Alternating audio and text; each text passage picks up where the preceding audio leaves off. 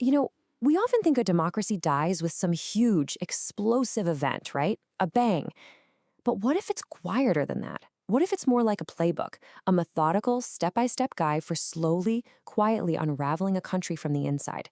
Well, today we're going to walk through that exact playbook. So, how does it actually happen? The source material we're looking at is really clear on this. It's almost never one single dramatic moment. It's a slow, calculated process. Think of it like erosion. Exactly. Not a sudden collapse, but an erosion. It's this slow, deliberate chipping away at the foundations of a democracy. And a lot of the time, it's happening right out in the open.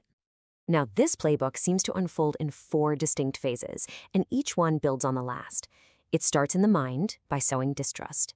Then it moves to the state itself to capture the institutions. From there, it targets all of society with control and fear. And finally, the end game. Lock in that power and make the changes permanent. Let's break down each step. All right, phase one, this is all about laying the psychological groundwork. And the goal here isn't really to win an argument, it's to shatter the very idea of truth, to leave citizens so confused and cynical that they just don't know what to believe anymore. The very first tactic is to just flood the public square with falsehoods and conspiracies. The source material is clear. The goal isn't to make you believe the lies. No, it's to exhaust your ability to tell truth from fiction until you basically just give up. That confusion, that's the real weapon. And just look at the sheer scale of this. I mean, we're not talking about a few little mistakes here and there. The source points to documentation of over 30,000 false or misleading claims from just one leader. That's not just lying. That's a deliberate strategy. It's about overwhelming the truth with a fire hose of noise. So, while you're flooding the zone with disinformation, you also have to attack any institution that might call you out on it. By labeling the press the enemy of the people, you're not just criticizing their coverage, you're trying to delegitimize the entire concept of an independent watchdog.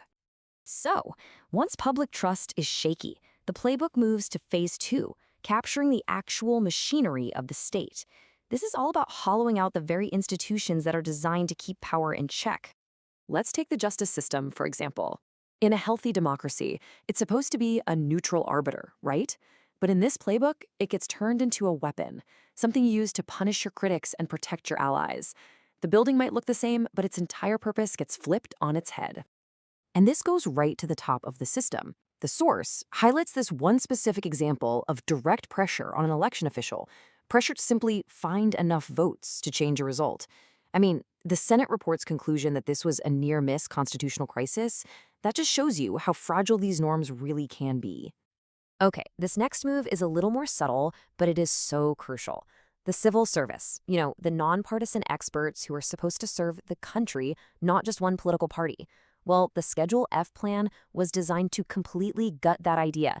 It would have allowed a president to fire tens of thousands of these career experts and just replace them with political loyalists. That's a huge shift, right? It's moving from a government run by expertise to one that runs on pure obedience. So after shaking public trust and starting to capture institutions, phase three turns outward, toward the public itself. The goal now becomes enforcing compliance through intimidation and, frankly, fear. A key tactic here is cultivating these kinds of extra-legal groups. The source points to that phrase, stand back and stand by, not as a condemnation of a group like the Proud Boys, but as a signal. It creates this sense that there's a loyal, violent force on standby, ready to be activated, and that has a really chilling effect on political opponents. And this goes way beyond just signals. By actively praising people who commit political violence, calling them patriots, and promising them pardons, a leader can start to normalize what was once totally unthinkable. Suddenly, violence stops being a failure of the political process and becomes just another tool you can use within it. And that brings us to the final and maybe the most critical phase, locking it all in. This is the end game. It's designed to make the shift in power irreversible and to make sure the leader can't be held accountable. You see, the attempt to overturn the election wasn't just one desperate act. It was a systematic process.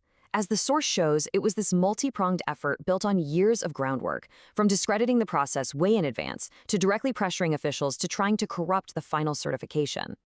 This right here is the attempt to place the leader above the law itself.